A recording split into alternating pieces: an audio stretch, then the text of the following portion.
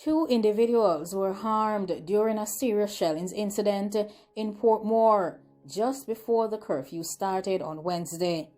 A man lost his life during a shellings incident, whilst another individual has been hospitalized after a serious shellings incident in Portmore St. Catherine on Wednesday evening.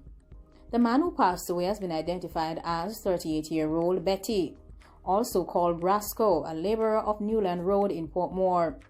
Reports from the Portmore police are that at approximately 7:30 p.m., Mr. Betty was standing at his gate with another man when they were pounced upon by some dangerous individuals who were traveling in a motor car and open shellings hitting them. The police were called and the individuals who were harmed were taken to the hospital, where unfortunately Mr. Betty lost his life while undergoing treatment. The other man was admitted to the hospital and is currently stable.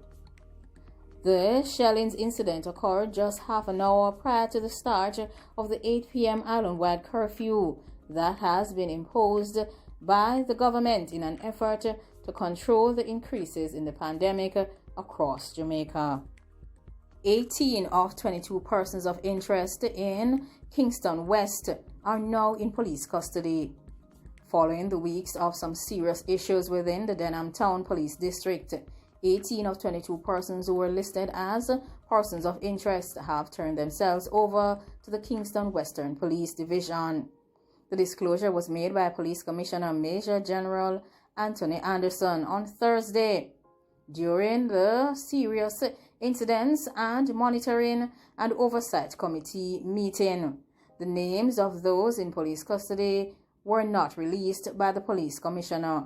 He stated that they have 18 of them. They all turned themselves in, included one person that was being hunted down for some issues within the area. He did not identify the person who was charged. The commissioner further went on to explain that those who are in custody will be questioned as the police continue to work on cases within the division.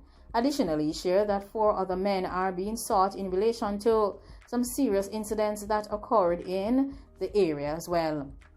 On February 4th, the police issued a statement urging the 22 individuals to turn themselves in to the Denham Town Police by 6 p.m. the following day.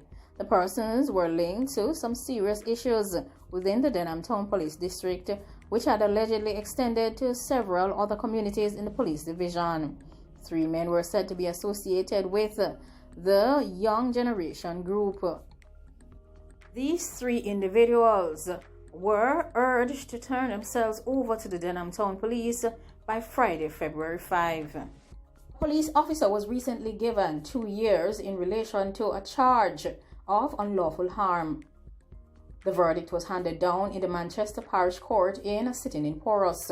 A statement from the Independent Commissioner of Investigations stated that District Constable Hyman was charged on August 23, 2017 with the shellings of an 18-year-old youth on December 8, 2016. The student reportedly sustained some holes to one of her parts following an interaction with the officer on a staircase at Big Youth Plaza in Christiana, Manchester. The attorney representing District Constable Hyman indicated to the judge that he intends to appeal the ruling. The district constable was subsequently granted bail in the sum of $200,000 with 2 sureties pending his appeal.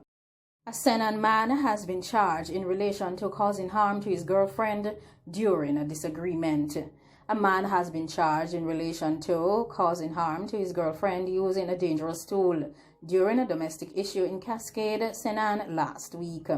His name is Lindo. He's a 24-year-old resident of Cascade, and he was charged with taking the life of 31-year-old Reed, a bartender of Fraser District, also in Cascade. It was reported that shortly after 11 p.m. on Saturday, February 6th, Reed and Lindo, said to be a farmer, had a disagreement at a premises in the community. Subsequently, a dangerous tool was used by Lindo to cause harm to Reed several times.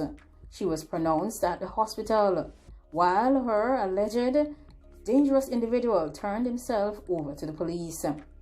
He was charged on Wednesday of this week following an interrogation session with the police. On Sunday, head of the Senan Police Superintendent Dwight Powell said reports indicated that Ms. Reed passed away as a result of an issue between herself and the gentleman. According to the chairman of CMOC, Lloyd Distant, 2 of the 4 critical deliverables within the National Dangerous Activities Consensus Agreement has been substantially completed. Among them are the approval of regulations to make MOCA an independent body and the strengthening of the Inspectorate and the Professional Standards Oversight Bureau within the Jamaica Constabulary Force. CMOC is concerned that the other 2 deliverables in relation to regulations for the appointment of board members and the formation of a task force on procurement have not yet been achieved. The deliverables were due to be met by December of 2020, according to the CMOC chairman. Speaking at a CMOC virtual press conference, Distant noted that the strengthening of the IPROB with adequate audit and anti-corruption capability has been successfully completed. He further went on to state that IPROB has been strengthened with a new leadership team, along with expanded resources. Additionally, he outlined that the Bureau has been working closely alongside MOCA in the investigation of serious activities as well as recommending disciplinary actions for police officers. While CMOC is substantially satisfied with the progress of the IPROB, Distant pointed out that the committee will continue to monitor the Inspectorate in terms of the efficacy of implementing its duties. In relation to MOCA, the chairman said that while the appointed day of notice, which would make the agency an independent body, was not achieved by the end of December 2020 as anticipated, the notice has since been made. The appointed day of notice effectively ensuring the independence of MOCA has been announced. The date is April 1st, and this was announced a few weeks ago by the Minister of National Security, Dr. Oris Chang. However, the chairman, who is also president of the Jamaica Chamber of Commerce, noted that concern was that the 2 other key targets have not yet gotten off the ground: the approval and the gazetting of the regulations for the Public Bodies Management Accountable Act, which encompasses the nomination, selection, and appointment of boards to public bodies. This is still in Parliament. We have not yet received what we consider an adequate response as to the reasons for it having not yet moved forward, the chairman shared, adding that the regulations had been sitting in Gordon House for 6 or 7 months. Like, comment, share, and subscribe. Let me know what you think about all the matters that have been discussed. Of course, these are 2 major achievements for CMOC, and of course, they should be congratulated for having gotten these things off the ground. Thanks for watching. Goodbye.